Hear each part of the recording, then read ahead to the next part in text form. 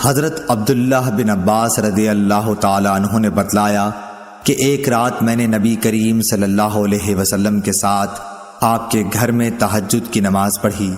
میں آپ کے بائیں طرف کھڑا ہو گیا، اس لیے آپ نے پیچھے سے میرا سر پکڑ کر مجھے اپنے دائیں طرف کر دیا، پھر نماز پڑھی اور آپ سو گئے۔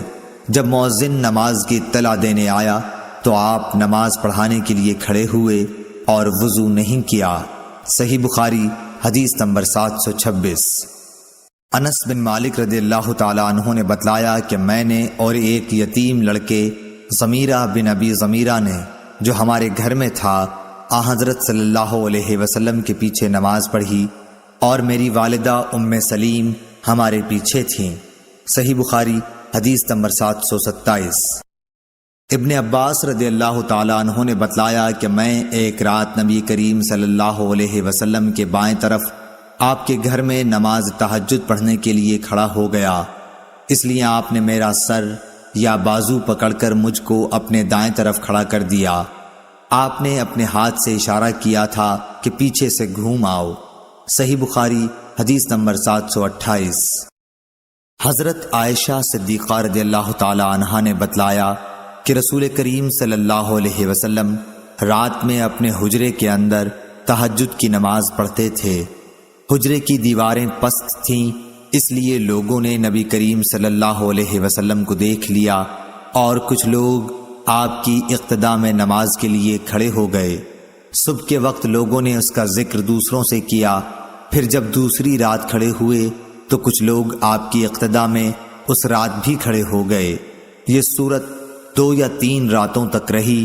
اس کے بعد رسول اللہ صلی اللہ علیہ وسلم بیٹھ رہے اور نماز کے مقام پر تشریف نہیں لائے۔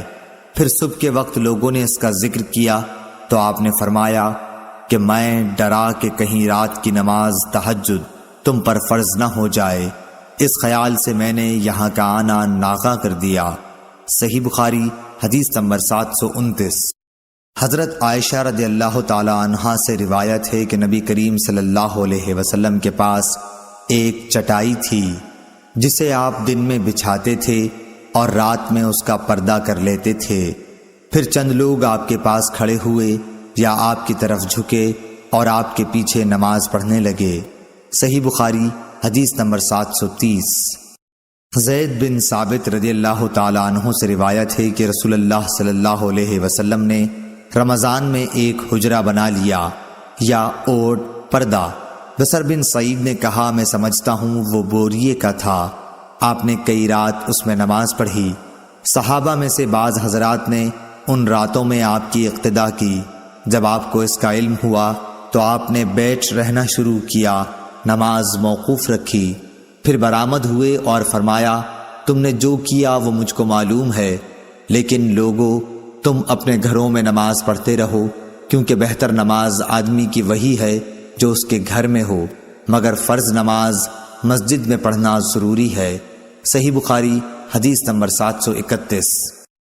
انس بن مالک انصاری رضی اللہ تعالی عنہ نے خبر دی کہ رسول اللہ صلی اللہ علیہ وسلم ایک گھوڑے پر سوار ہوئے اور گر جانے کی وجہ سے آپ کے دائیں پہلو میں زخم آ گئے۔ حضرت انس رضی اللہ تعالی عنہ نے بتلایا کہ اس دن ہمیں آپ نے ایک نماز پڑھائی، چونکہ آپ بیٹھے ہوئے تھے اس لیے ہم نے بھی آپ کے پیچھے بیٹھ کر نماز پڑھی۔ پھر سلام کے بعد آپ نے فرمایا کہ امام اس لیے ہے کہ اس کی پیروی کی جائے، اس لیے جب وہ کھڑے ہو کر نماز پڑھے تو تم بھی کھڑے ہو کر پڑھو، اور جب وہ رکوع کرے تو تم بھی رکوع کرو، اور جب وہ سر اٹھائے تو تم بھی اٹھاؤ، اور جب وہ سجدہ کرے تو تم بھی کرو، اور جب وہ سمع اللہ لمن حمدہ کہے تو تم ربنا ولک الحمد کہو۔ صحیح بخاری حدیث نمبر 732۔ انس بن مالک رضی اللہ تعالی عنہ سے روایت ہے، انہوں نے فرمایا کہ رسول اللہ صلی اللہ علیہ وسلم گھوڑے سے گر گئے اور آپ زخمی ہو گئے، اس لیے آپ نے بیٹھ کر نماز پڑھی اور ہم نے بھی آپ کی اقتداء میں بیٹھ کر نماز پڑھی۔ پھر نماز پڑھ کر آپ نے فرمایا کہ امام اس لیے ہے کہ اس کی پیروی کی جائے، اس لیے جب وہ تکبیر کہے تو تم بھی تکبیر کہو، جب وہ رکوع کرے تو تم بھی رکوع کرو، جب وہ سر اٹھائے تو تم بھی اٹھاؤ، اور جب وہ سمع اللہ لمن حمدہ کہے تو تم ربنا ولک الحمد کہو، اور جب وہ سجدہ کرے تو تم بھی کرو۔ صحیح بخاری حدیث نمبر 733۔ حضرت ابو ہریرہ رضی اللہ تعالیٰ عنہ نے کہا کہ رسول اللہ صلی اللہ علیہ وسلم نے فرمایا، امام اس لیے ہے کہ اس کی پیروی کی جائے، اس لیے جب وہ تکبیر کہے تو تم بھی تکبیر کہو، جب وہ رکوع کرے تو تم بھی رکوع کرو، اور جب وہ سمع اللہ لمن حمدہ کہے تو تم ربنا ولک الحمد کہو، اور جب وہ سجدہ کرے تو تم بھی سجدہ کرو، اور جب وہ بیٹھ کر نماز پڑھے تو تم سب بھی بیٹھ کر نماز پڑھو۔ صحیح بخاری حدیث نمبر 734۔ سالم بن عبداللہ نے اپنے باپ عبداللہ بن عمر رضی اللہ تعالی عنہ سے روایت کیا ہے کہ رسول اللہ صلی اللہ علیہ وسلم نماز شروع کرتے وقت اپنے دونوں ہاتھوں کو مونڈھوں تک اٹھاتے، اسی طرح جب رکوع کے لیے اللہ اکبر کہتے اور جب اپنا سر رکوع سے اٹھاتے تو دونوں ہاتھ بھی اٹھاتے، اور رکوع سے سر مبارک اٹھاتے ہوئے سمع اللہ لمن حمدہ ربنا ولک الحمد کہتے تھے۔ سجدے میں جاتے وقت رفع یدین نہیں کرتے تھے۔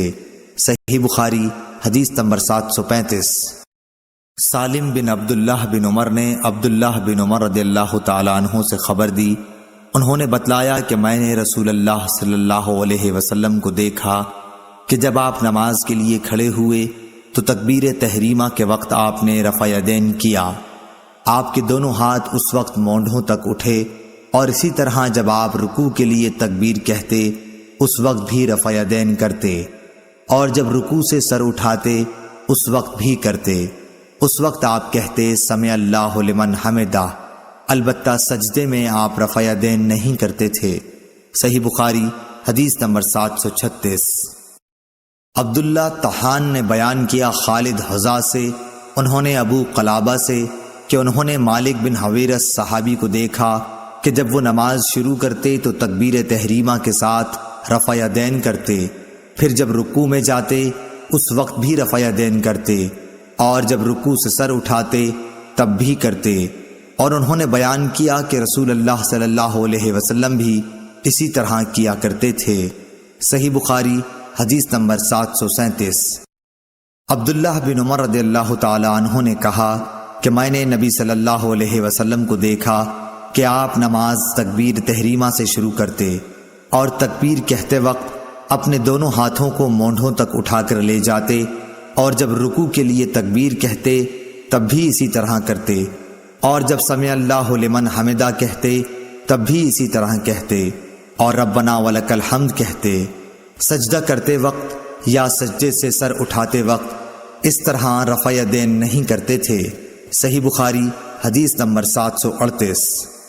عبید اللہ عمری نے نافع سے بیان کیا کہ عبداللہ بن عمر رضی اللہ تعالی عنہ جب نماز میں داخل ہوتے تو پہلے تکبیر تحریمہ کہتے اور ساتھ ہی رفع یدین کرتے، اس طرح جب وہ رکوع کرتے تب، اور جب سمع اللہ لمن حمدہ کہتے تب بھی دونوں ہاتھوں کو اٹھاتے، اور جب قعدہ اولا سے اٹھتے تب بھی رفع یدین کرتے۔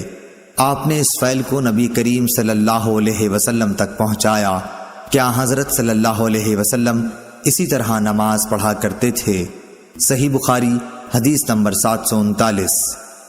امام مالک رحمۃ اللہ علیہ نے ابو حازم بن دینار سے، انہوں نے سہل بن سعد رضی اللہ تعالی عنہ سے روایت کیا ہے کہ لوگوں کو حکم دیا جاتا تھا کہ نماز میں دایاں ہاتھ بائیں کلائی پر رکھیں۔ ابو حازم بن دینار نے بیان کیا کہ مجھے اچھی طرح یاد ہے کہ آپ اسے رسول اللہ صلی اللہ علیہ وسلم تک پہنچاتے تھے۔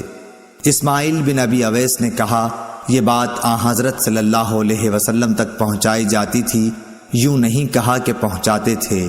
صحیح بخاری حدیث نمبر 740۔